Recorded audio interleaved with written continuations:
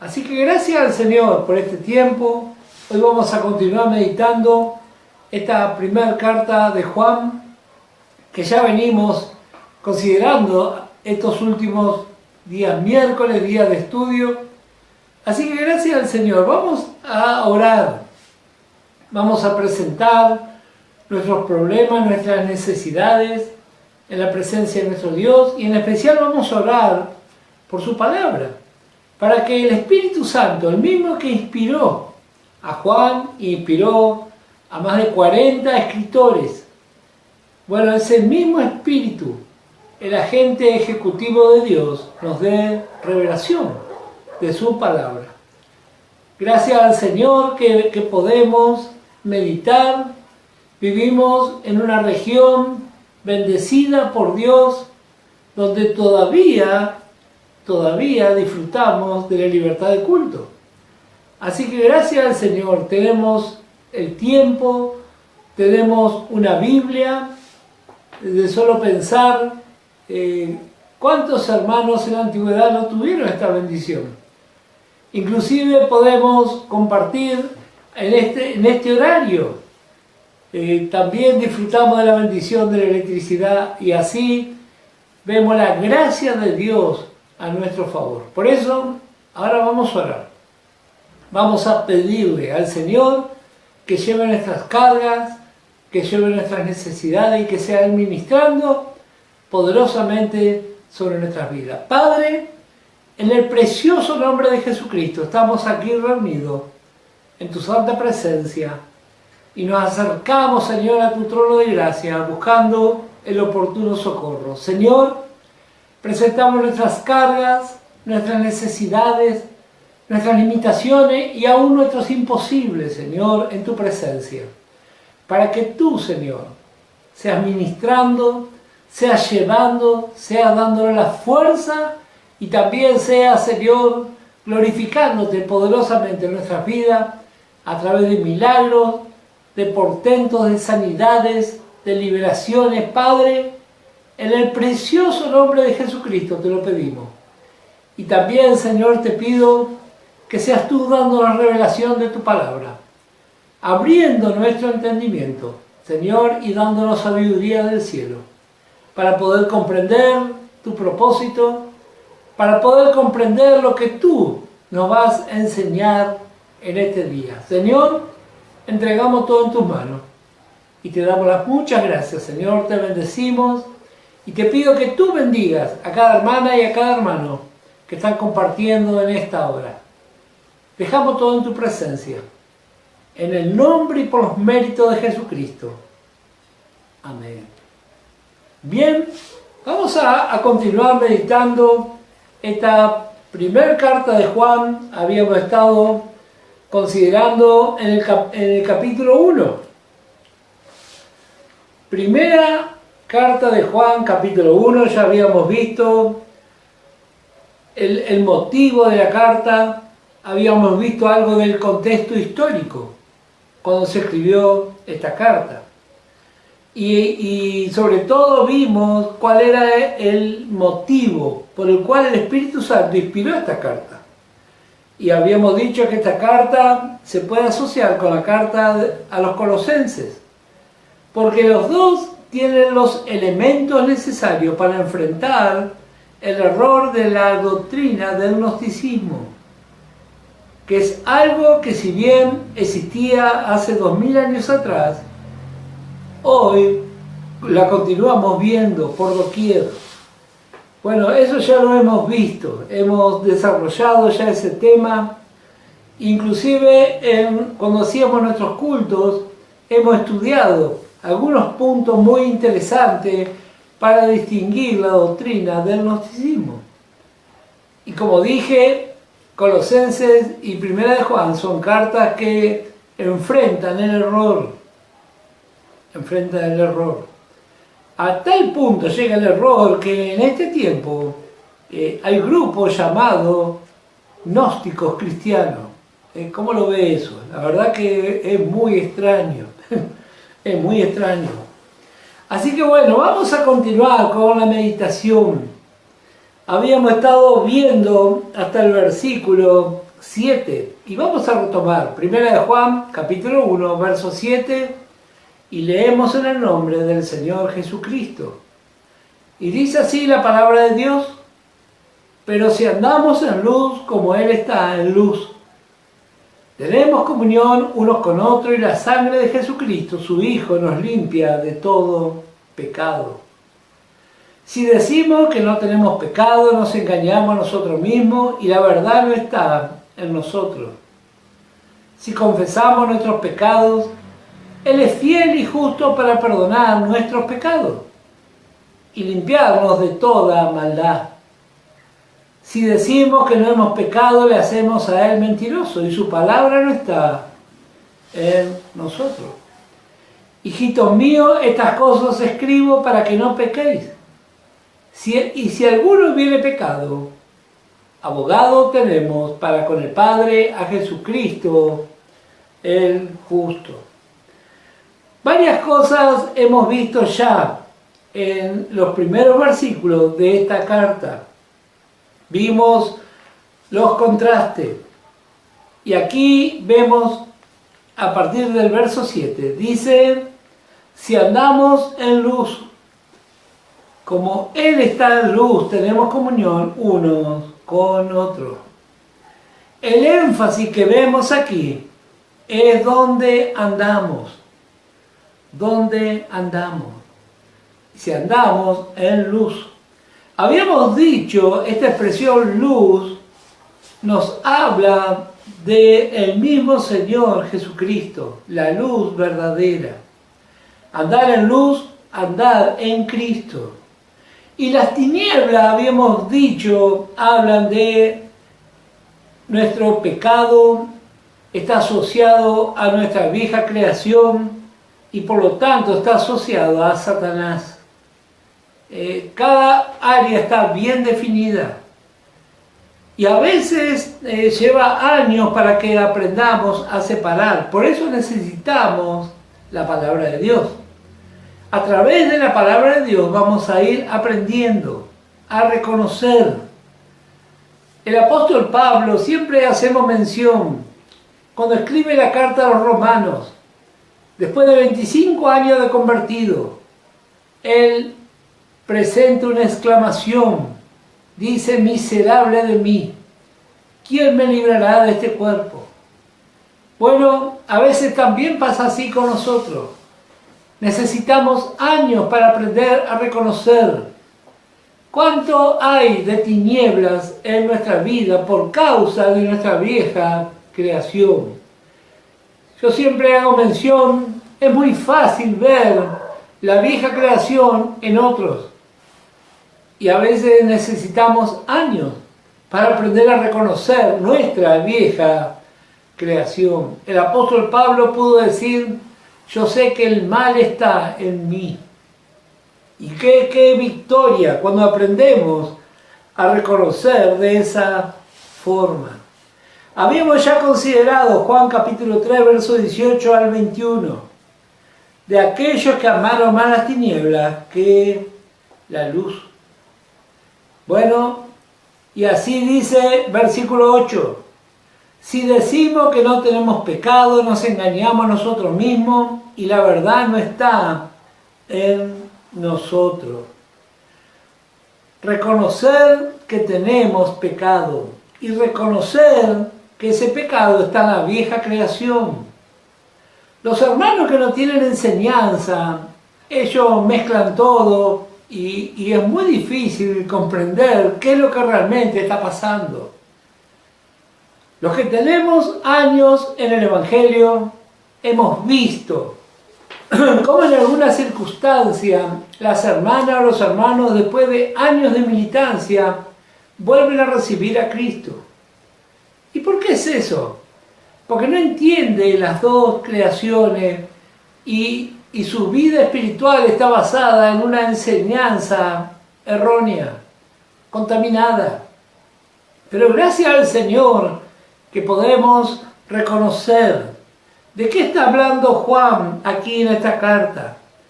Si decimos que no tenemos pecado, nos engañamos a nosotros mismos y la verdad no está en nosotros. Si confesamos nuestros pecados, Él es fiel y justo para perdonar nuestros pecados y limpiarnos de toda maldad. Si decimos que no hemos pecado, le hacemos a Él mentiroso, y su palabra no está en nosotros. Como dijimos, el énfasis de esta carta es contrarrestar el error. Contrarrestar el error. Si usted es conocedor de cosas espirituales, seguramente habrá escuchado de algunas consignas religiosas acerca de personas sin pecado. Inclusive hablan de la infalibilidad de los papas. Bueno, sin embargo, todo ser humano tiene pecado. El único infalible y el único santo es el Señor Jesucristo, por supuesto. Así que vemos aquí esta expresión del versículo 9. Si confesamos nuestros pecados, Él es fiel y justo para perdonar nuestros pecados y limpiarnos de toda maldad. Confesar. Esta palabra significa admitir culpa. Admitir que somos culpables, que tenemos pecado en nuestra vida. Pero hay un punto muy interesante que yo hice mención en la lección anterior. ¿A quién le debemos confesar nuestros pecados? Libro de Salmos, Salmo 51. Salmo 51 y el versículo 4.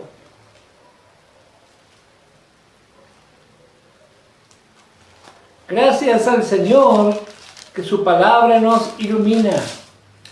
Salmo 51 y el verso 4. Este salmo escribió David. Y note lo que dice. Contra ti solo he pecado y he hecho lo malo delante de tus ojos, para que seas reconocido justo en tu palabra y tenido por puro en tu juicio. ¿Qué fue lo que hizo David? Él fue y confesó a Dios. Y yo he visto muchas veces cómo el error se mete aún dentro de los grupos del mensaje nuestro, el mensaje de gracia. Y se invita a los hermanos a hacer público cuál fue su pecado. Bueno, le puedo asegurar que va a tener grandes problemas si acostumbra a hacer eso. Porque los hermanos espirituales lo van a recordar y van a sentir la amargura por el fracaso de su hermano y van a orar. Pero los creyentes carnales, les puedo asegurar que por años se van a recordar de su fracaso. Así que no cometa esa torpeza. Y si usted es obrero u obrera del Evangelio, enseñe correctamente. Nuestro fracaso le confesamos al Señor. Él es justo, es misericordioso, Él va a entender.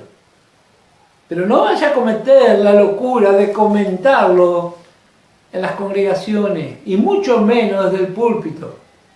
Nosotros hemos visto con mi esposa muchas veces cometer ese error y conocemos matrimonios que se han separado. Desde ese día nunca más estuvieron juntos. Así que tenemos que ser sabios. Cuando la palabra de Dios nos invita, si confesamos nuestros pecados, Él es fiel y justo para perdonar nuestros pecados y limpiarnos de toda maldad. Y yo hablo desde mi experiencia personal. Ni siquiera infidelidades debemos comentar. Si usted tropezó, si usted fracasó, bueno, coménteselo al Señor. Solamente al Señor. Él le va a entender y le va a restaurar. ¿Cuántas veces cometemos el error de comentarlo? A veces no en las congregaciones, sino a nivel familiar. Eso no va a traer gloria al Señor. Cuénteselo al Señor solamente, guárdeselo y lléveselo a la presencia de Dios. Y Dios va a restaurar todas las cosas. No sé de dónde salió esa enseñanza tan dañina en el pueblo de Dios. Ya le dije, los creyentes espirituales, que son los menos, van a entender. Pero los creyentes carnales, que son los más, no lo van a entender. Y lo van a criticar y lo van a cuestionar sin ninguna necesidad. Nosotros debemos confesar nuestros pecados al Dios que entiende todas las cosas. A Él le debemos confesar. Por supuesto que si es algo que se fue, que se hizo público, que se transformó en un escándalo, bueno, entonces vaya y háblelo con su pastor nada más. Háblelo con su pastor, pero no lo haga público. Y mucho menos, como ahora está de moda, hacer público el fracaso de las hermanas o de los hermanos adelante de gente que no son creyentes. Eso es una falta de respeto al Señor, primeramente, y una falta de respeto al pueblo de Dios. A todo el pueblo de Dios se le falta el respeto de esa forma. Y yo he observado muchas hermanas y hermanos que tienen esa costumbre de hacer público el problema que tiene con su pareja, con su familiar. Bueno, eso realmente no conviene. No conviene. Y eso es una demostración de inmadurez. Así que tenemos que aprender. Ya es el tiempo de aprender, de actuar como creyentes maduros. Este es nuestro tiempo, por el bien del Evangelio. Tenemos que aprender y ya dejar la niñería.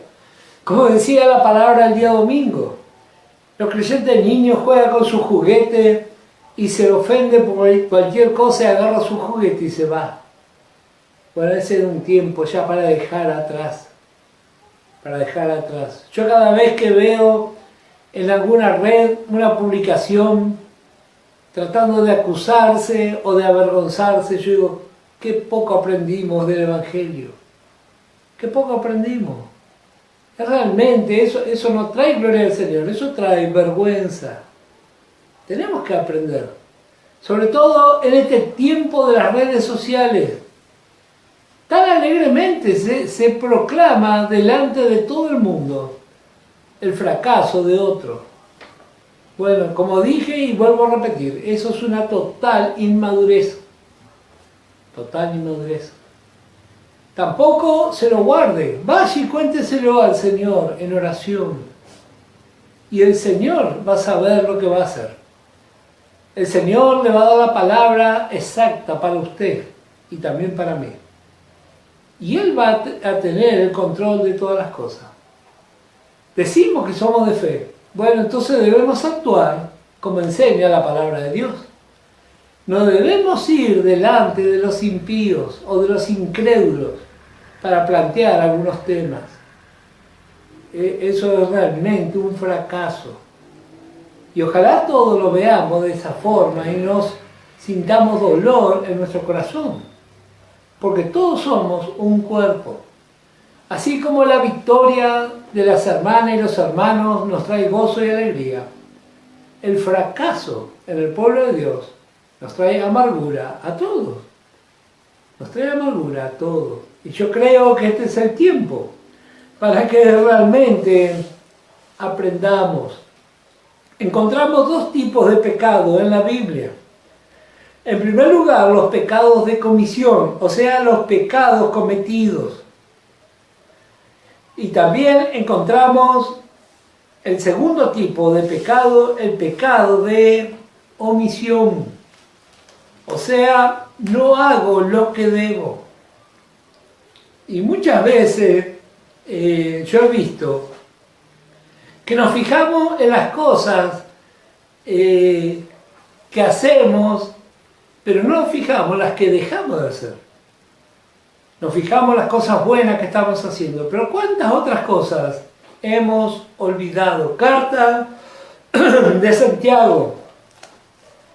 Santiago en el capítulo 4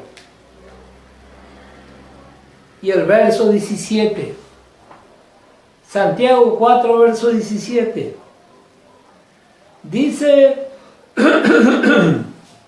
y al que sabe hacer lo bueno y no lo hace. El que sabe hacer lo bueno y no lo hace.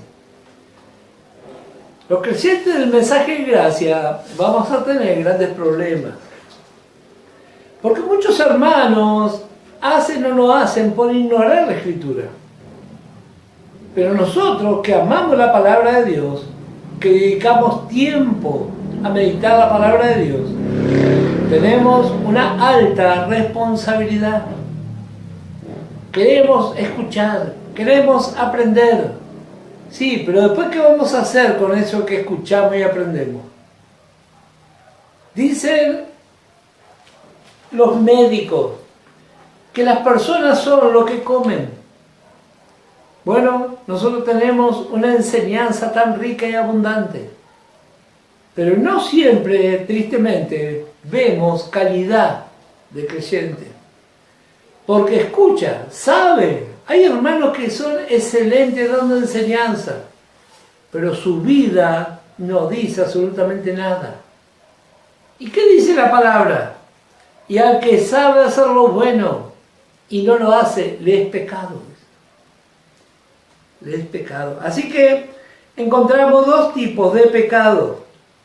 Pecado de comisión o pecado de omisión. Y nosotros tenemos el privilegio de juzgarnos a nosotros mismos. Gracias al Señor. Nos miramos a través de la palabra de Dios con un corazón sincero. Y vuelvo a hacer énfasis, con un corazón sincero. Porque muchas veces cometemos el error de buscar un texto bíblico que nos favorezca. Pero gracias al Señor que tenemos ejemplo en la vida de David, en la vida del apóstol Pablo. Así que para los que toman nota, 1 Corintios capítulo 11 y el verso 31. Tenemos ese privilegio de parte de Dios. Y vamos a ver también un ejemplo en el libro de Job capítulo 1. Y el versículo 5. Este es un ejemplo negativo. ¿Por qué es un ejemplo negativo? Ahora vamos a leer este versículo. Nosotros oramos y con sinceridad confesamos nuestros pecados.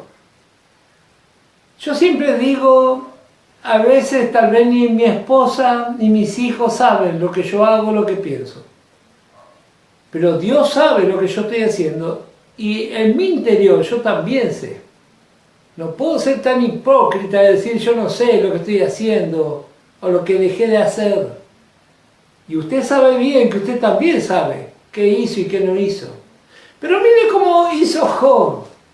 Pero no vamos a decir nada de Job, porque Job no tenía la enseñanza que hemos recibido nosotros. Job capítulo 1.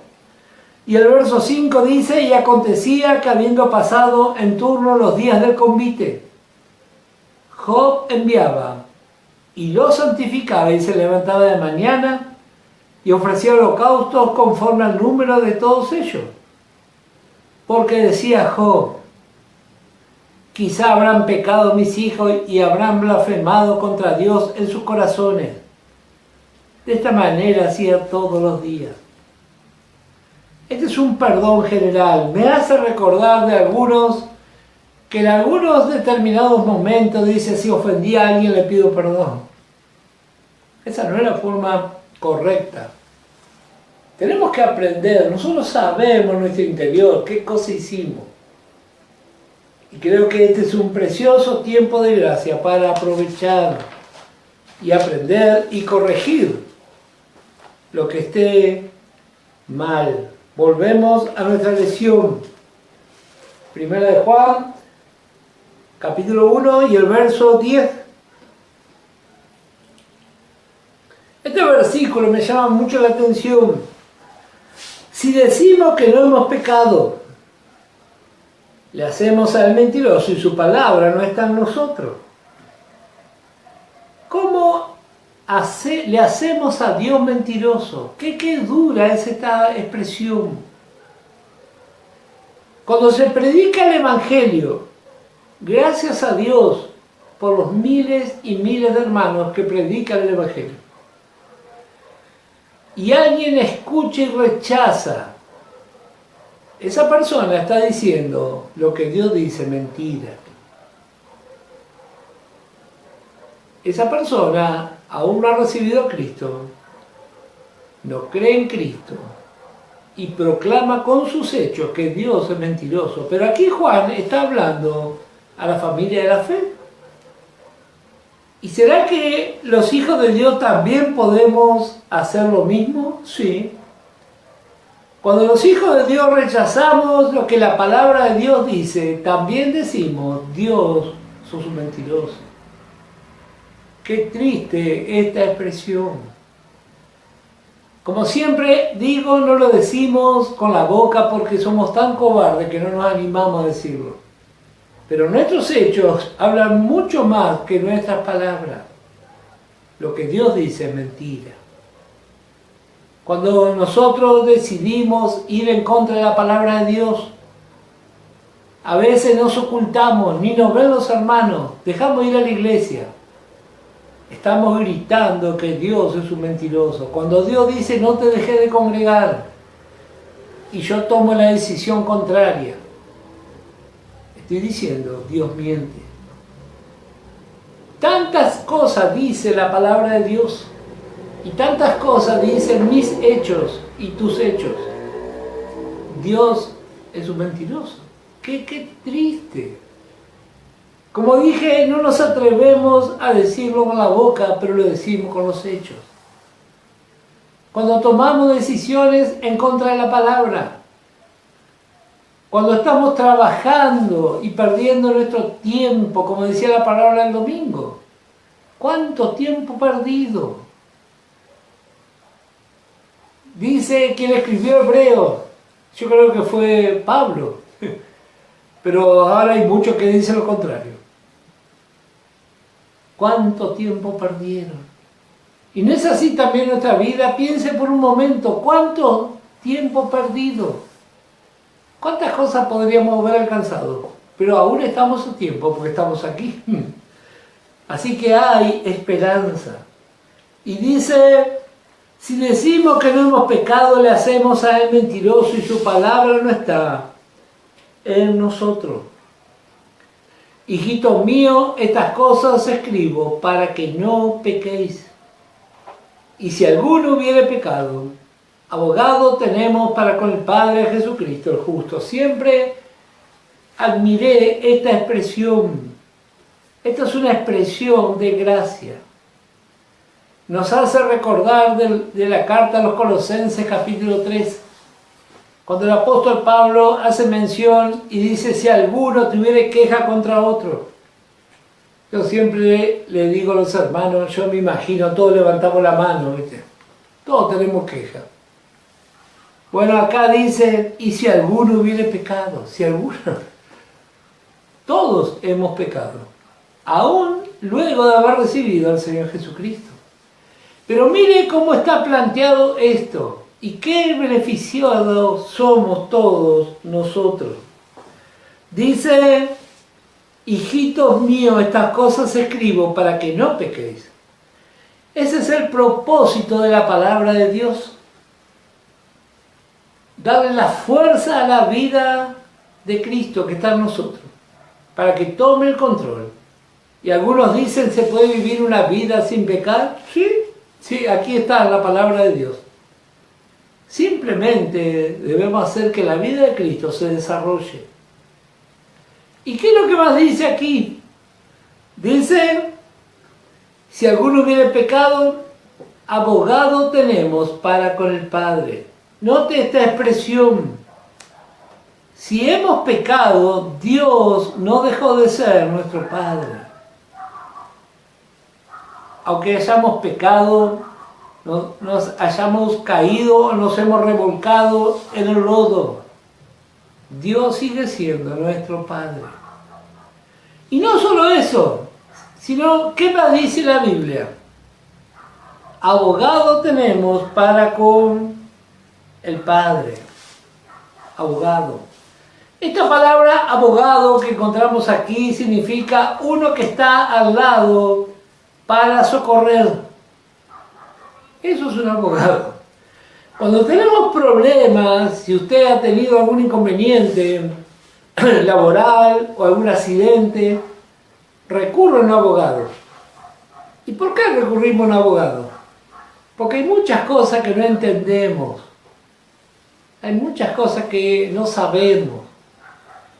Y el abogado, si es un buen abogado, como yo siempre le digo a mis colaboradores, se va a poner nuestra camiseta y va a jugar para nosotros. Eso es un buen abogado. En este tiempo está lleno de malos abogados, pero eso es lo natural. Pero aquí hay un buen abogado. Dios puso este abogado. Y dice, si alguno hubiere pecado, abogado tenemos para con el Padre, a Jesucristo el justo. Dios sigue siendo nuestro Padre. Dios sigue siendo nuestro Padre. Y el Señor Jesús es nuestro abogado, el mejor de los abogados. Como dije, la definición de esta palabra, uno que está al lado para socorrer, pero la definición en el griego es un poquito distinta y significa capacitado para socorrer. El Señor es capaz. Así que no andemos contando nuestros pecados por ahí. Contémoselo al Señor. Él sabe qué le va a decir al Padre y también sabe lo que nos va a decir a nosotros. El pecado quiebra nuestra comunión con Dios, no rompe nuestra relación. Nosotros recibimos a Cristo y somos hijos e hijas de Dios de aquí a la eternidad. Eso nunca va a cambiar. Pero el pecado sí rompe la comunión con Dios. El pecado rompe la comunión. ¿Por qué necesitamos un abogado? Bueno, en primer lugar, porque somos débiles y el pecado mora en nosotros, en la vieja creación. Y en segundo lugar, tenemos un fuerte adversario. Un fuerte adversario. Y vamos a leer en Apocalipsis capítulo 12. Libro de Apocalipsis, capítulo 12 y el versículo 10.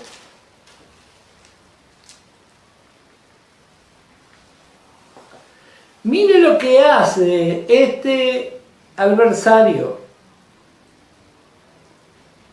Apocalipsis 12 y el verso 10 dice, entonces oí una gran voz en el cielo que decía, ahora ha venido la salvación, el poder y el reino de nuestro Dios y la autoridad de su Cristo, porque han sido lanzados fuera el acusador de nuestros hermanos. Y note lo que viene, el que los acusaba delante de nuestro Dios día y noche. ¿Qué quiere decir esto? Que este no se cansó de acusarnos. Aun cuando estamos durmiendo nos está acusando.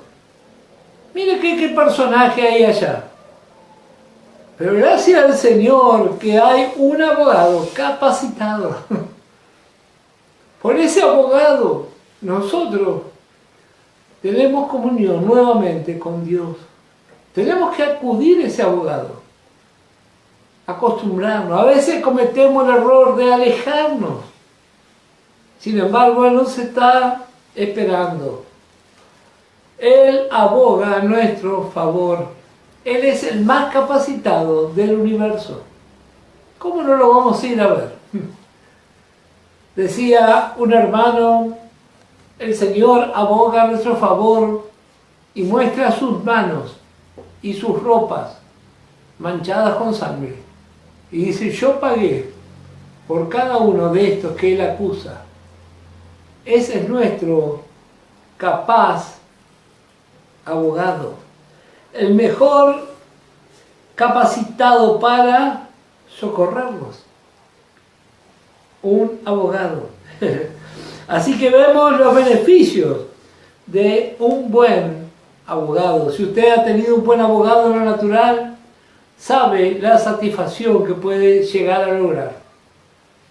Aquí con nuestros hermanos hemos tenido algunos inconvenientes en el lugar donde estamos y fuimos asesorados por abogados. Algunos, mejor olvidar, pero algunos realmente sabían y fueron de gran bendición para nosotros. ¿Cuánto más el Señor Jesús? ¿Cuánto más? Dice, si alguno hubiere pecado, abogado tenemos para con el Padre, Jesucristo el justo. Y Él es la propiciación por nuestros pecados. Y no solamente por los nuestros, sino también por los de todo el mundo. Él es la propiciación. La palabra propiciación que encontramos aquí significa ganar el favor de uno que fue ofendido. Repito, la palabra propiciación significa ganar el favor de uno que fue ofendido. Dios, por causa del pecado, fue ofendido. Sin embargo, por causa de la obra de la cruz, Dios vio lo que el Señor Jesús hizo y dijo, con eso me alcanza. Con eso me alcanza. Y así hasta el día de hoy. Por eso Satanás y sus instrumentos quiere echar por tierra la obra de la cruz y enseñan salvación por obra, por esfuerzo propio. ¿Usted cree que le va a agradar a Dios si usted se presenta en su esfuerzo propio? No, va a fracasar. Dios mira la obra de la cruz y Él está satisfecho. Por eso dice la Escritura que Dios está sentado allí en su trono y a la diestra está el Señor Jesús también sentado. ¿Por qué están sentados? Porque la obra de la cruz fue perfecta. La obra de la cruz fue y es perfecta. Y dice Juan, hablando de este abogado, Él es la propiciación por nuestros pecados. Y no solamente por los nuestros, sino también por los de todo el mundo. Mire lo que es la cruz. Alcanza para toda la humanidad. Por supuesto, una inmensa mayoría no quiere creerlo. Pero ahí está la provisión. Todavía estamos aquí en este mundo proclamando la palabra de Dios. Cada vez se predica más. Eso no es una competencia carnal. Esto es la demostración de la gracia de Dios y su amor para con la humanidad. Proclamamos, Cristo es la propiciación por nuestros pecados. Por medio de Jesucristo nosotros nos acercamos a Dios. Podemos tener comunión con Dios. Primera de Juan, capítulo 4. Y el versículo 10.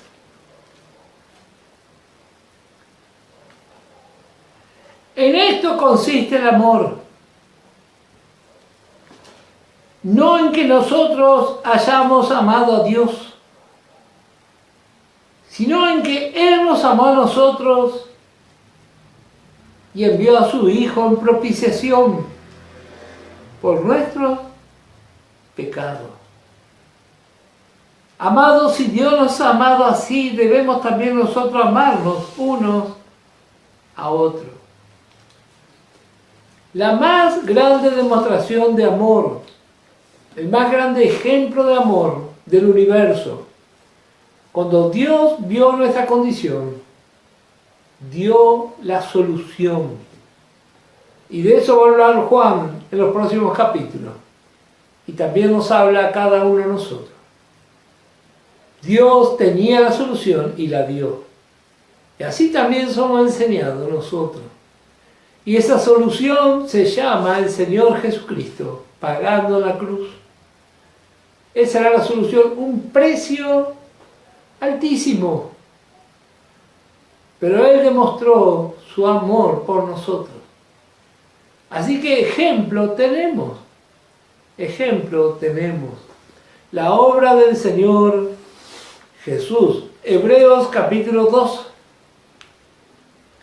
Hebreos capítulo 2 y el versículo 17.